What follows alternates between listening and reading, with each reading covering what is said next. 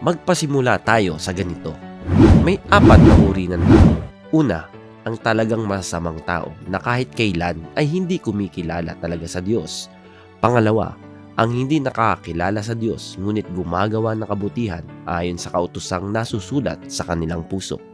Sabi nga sa Roma 2:14, sapagkat kung ang mga hentil na walang kautusan sa katutubo ay nagsisigawa ng mga bagay ng kautusan, ang mga ito na walang kautusan ay siyang kautusan sa kanilang sarili, na nangagtatanyag ng gawa ng kautosang nasusulat sa kanilang puso, na pinatototohanan ito pati ng kanilang budhi, at ang kanilang mga pag-iisip ay nagsusumbungan o nangagdadahilanan sa isa't isa. Ang pangatlo ay ang nakakakilala ng katwiran, ngunit tumalikod. Sumampalataya ito. Genuine ang kanilang pananampalataya, ngunit sila ay tumalikod. Ikalawang Pedro 2:20, sapagkat kung pagkatapos na sila'y makatakas sa mga pagkahawa sa sanglibutan, sa pamamagitan ng pagkakilala sa Panginoon at tagapagligtas na si Hesukristo, ay muling mahalibiluhan at madaig neon, ay lalong sumasama ang huling kalagayan nila kaysa ng una. Sapagkat magaling pa sa kanila ang hindi nakakilala ng daan ng katwiran, kaysa pagkatapos na makilala ito ay tumalikod sa banal na utos na ibinigay sa kanila.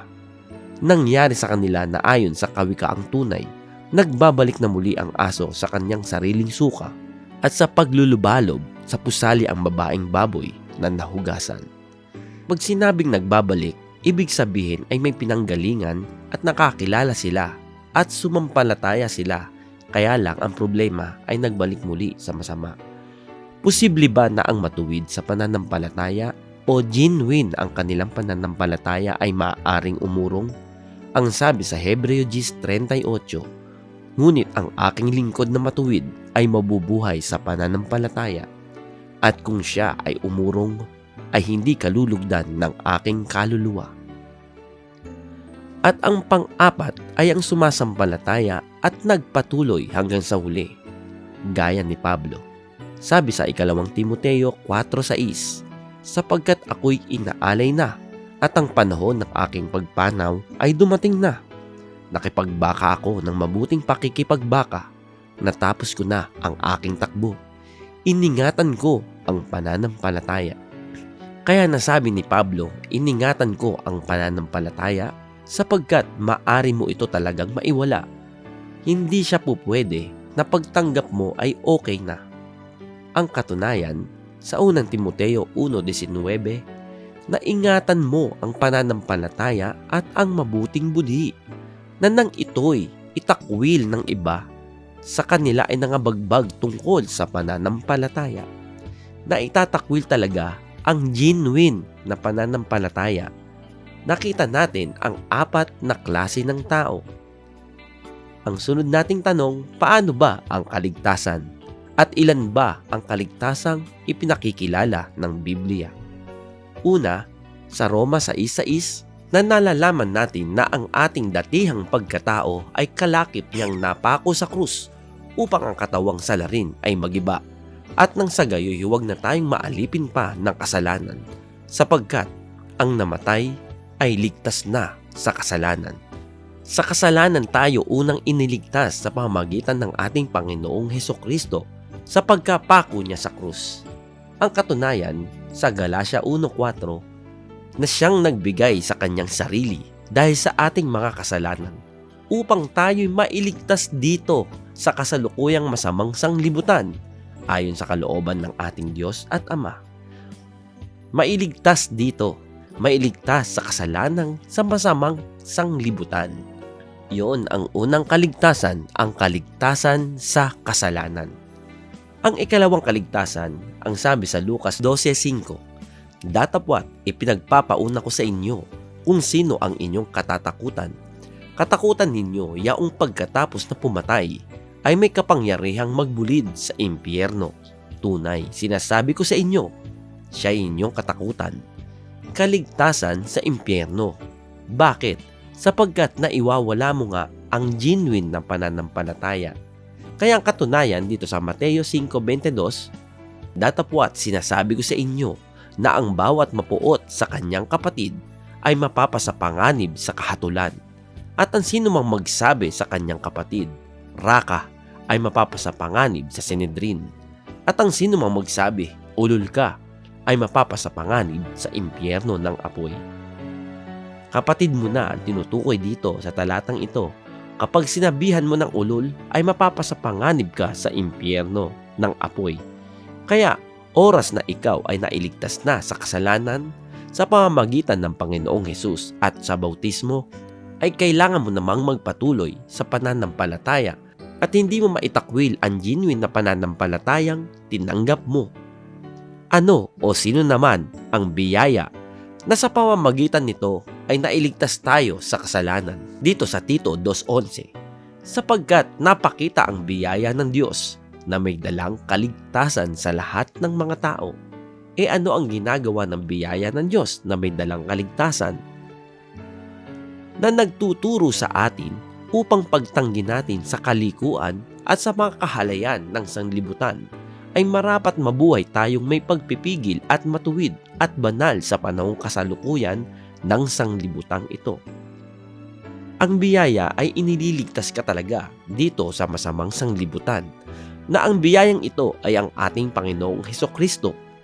Kapag nananatili ka sa Kanya, ay nananatili ka sa biyaya. Sabi nga sa Gawa 11:23, na nang siya'y dumating at makita ang biyaya ng Diyos, ay nagalak at kanyang inaralan ang lahat, na sa kapasiyahan ng puso ay magsipanatili sa Panginoon. Nawawalan ba ng kabuluhan ang biyaya? Sabi sa unang Korinto 15:10, datapwat sa pamagitan ng biyaya ng Diyos, ako nga'y ako, at ang kanyang biyaya na ibinigay sa akin ay hindi nawawalan ng kabuluhan. Bagkus ako'y malabis na nagpagal kaysa kanilang lahat, bagaman hindi ako, kundi ang biyaya ng Diyos na sumasa akin. Bagkus ako'y malabis na nagpagal, ika nga ni Pablo, bagamat hindi ako, kundi ang biyaya ng Diyos na sumasa akin, dahil nga ang sabi nga ng Panginoong Hesus sa Juan 15:5, ako ang puno ng ubas, kayo ang mga sanga. Ang nananatili sa akin at ako'y sa kanya ay siyang nagbubunga ng marami, sapagkat kung kayo'y hiwalay sa akin, ay wala kayong magagawa. Kapag wala kang Kristo o biyaya, ay wala kang magagawa. Kaya dapat nananatili tayo kay Kristo o nananatili tayo sa biyaya. Dahil maaari nating maiwala ito. Kaya nga ang sabi ni Pablo ay labis na nagpagal. Superlative na salita ang kanyang ginamit. Ano ang dahilan naman bakit labis siya nagpagal? Sapagkat maaring mawalan ng kabuluhan ang biyayang kanyang natanggap. Paano naman yung sumasampalataya ka lang ay ligtas ka na?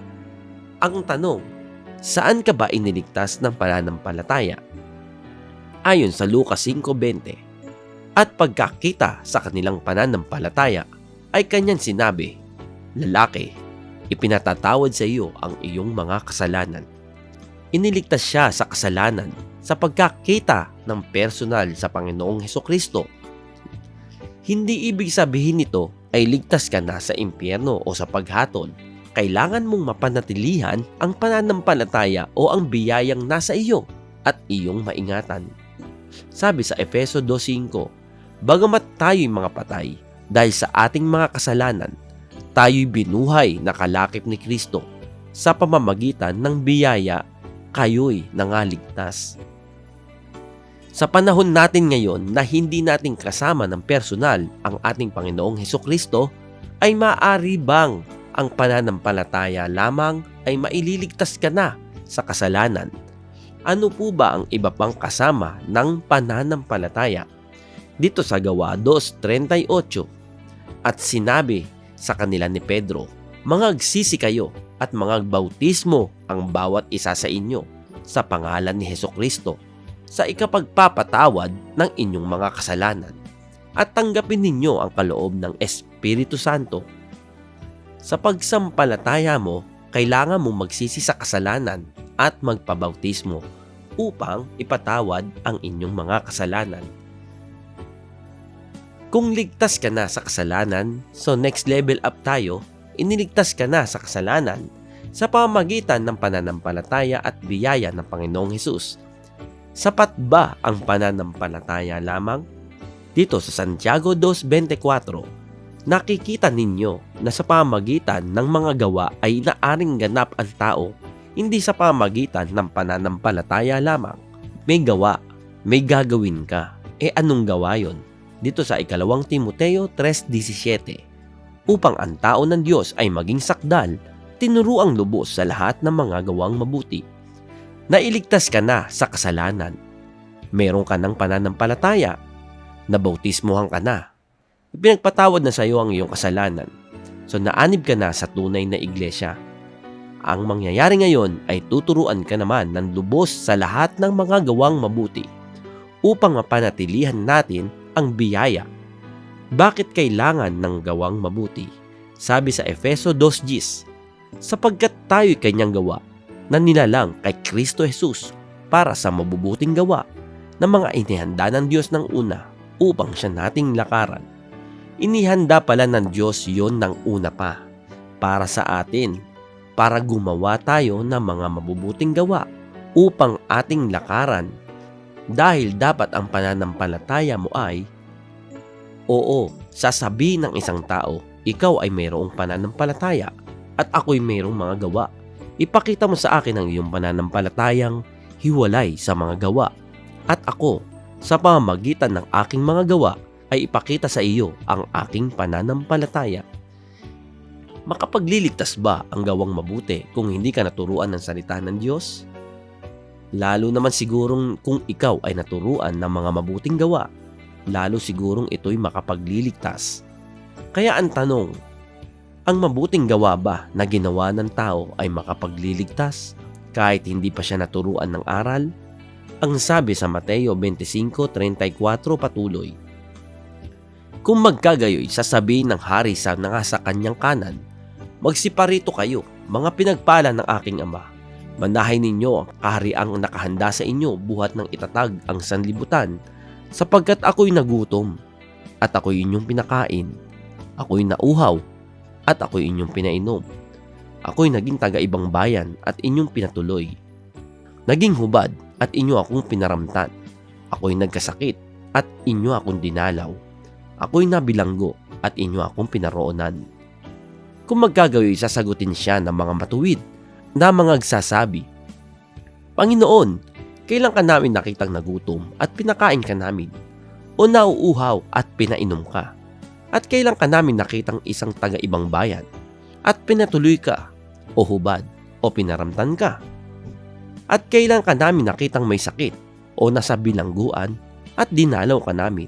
At sasagot ang hari at sasabihin sa kanila, katotohanang sinasabi ko sa inyo, yamang inyong ginawa sa isa dito sa aking mga kapatid, kahit sa pinakamaliit na ito, ay sa akin ninyo ginawa. Sa Diyos ang lahat ng karangalan at ang pinakamataas na pagpupuri, magpakailanman.